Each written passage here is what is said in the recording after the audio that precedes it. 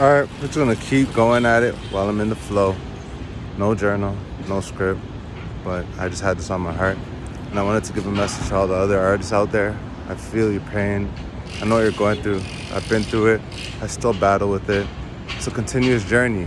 So don't ever think it's ever gonna be over. There's ever gonna be any amount of money. You can be looking at $1,000,000 and you'll still feel how you feel because it's a continuous journey and you have to enjoy the journey.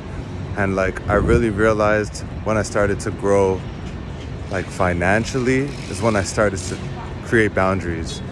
When I started to grow in my relationships is when I started to create boundaries because I wouldn't allow certain customers to be around me. I wouldn't allow certain friends to be around me because if they wouldn't meet the standards of the boundaries I had, they wouldn't be having any access to my creative energy, my creative being, my business. You know, like, do you think people are calling Louis Vuitton? Do you think people are calling Christian Dior beyond the fact that they're dead? Like, you weren't having access to these people because they were building their own domain, their own empire, and like, you gotta pay to play. And as an artist, we pour into people.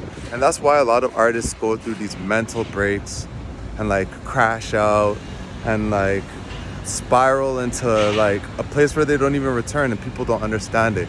And like I'm giving people that aren't artists a perspective and understanding of what it is because the reason is they pour into you guys. They're pouring into the community. They're giving everybody their heart and their soul and like they're doing the most for everybody and they're expecting that people understand it without them communicating it and without them setting boundaries, and they're hoping people will do things like tip them or like be like, hey, great job on your Google review account so that they could boost the exposure of your business. Little things that people don't do when you give.